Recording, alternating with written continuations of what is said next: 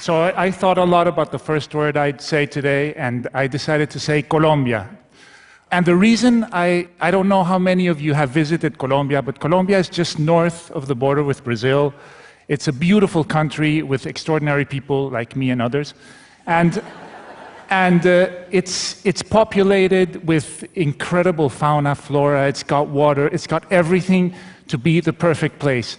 But we have a few problems. You may have heard of some of them. We have the oldest guerrilla, standing guerrilla in the world. It's been around for over 50 years, which means that in my lifetime I have never lived one day of peace in my country. This guerrilla and the main group is the FARC guerrillas, Revolutionary Armed Forces of Colombia.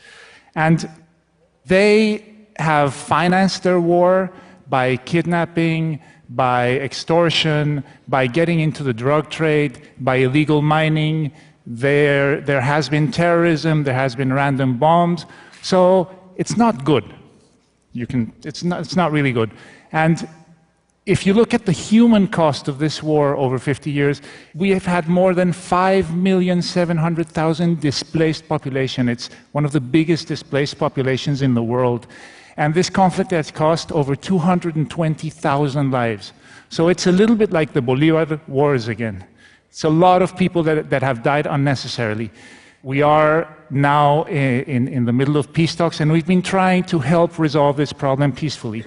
And as part of that, we decided to try something completely lateral and different. Christmas lights. So Christmas lights. And you're saying, what the hell is this guy going to talk about? Okay. I am going to talk about gigantic trees that we put in 9 strategic pathways in the jungle, covered with Christmas lights. These trees helped us demobilize 331 guerrillas, roughly 5% of the guerrilla force at the time.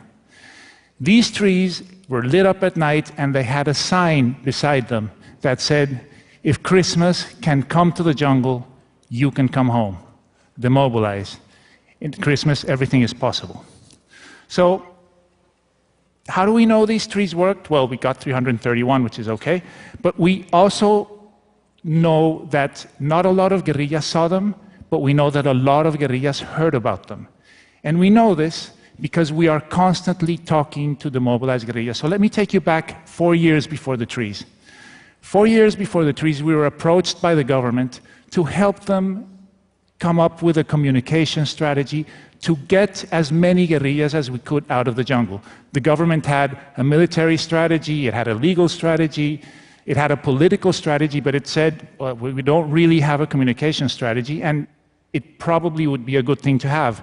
So we decided to immediately jump into this because it is an opportunity to affect the outcome of the conflict with the things that we do, with the tools that we have. But we didn't know very much about it. We didn't understand. In Colombia, if you live in the cities, you're very far away from where the war is actually happening.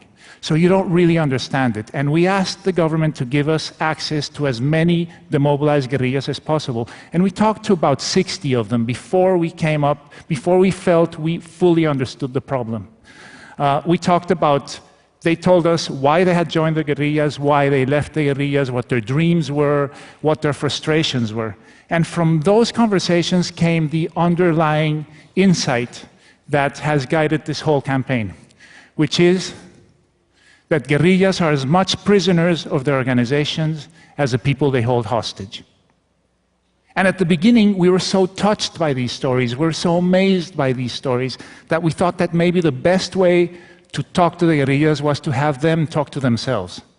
So we recorded about 100 different stories during the first year, and we put them on the radio and television so that the guerrillas in the jungle could hear stories, their stories, or stories similar to theirs, and when they heard them, they decided to go out. I'm going to tell you one of these stories. This person you see here is Giovanni Andres. Giovanni Andres is 25 when we took that picture. He had been 7 years in the guerrilla, and he had demobilized very recently. His story is the following. He was recruited when he was 17, and sometime later, in his squadron, if you will, this beautiful girl was recruited, and they fell in love. Their conversations were about what their family was going to be like, what their kids' names would be, how their life would be when they left the guerrilla. But it turns out that love is very strictly forbidden in the lower ranks of the guerrilla. So their romance was discovered, and they were separated. He was sent very far away, and she was left behind. She was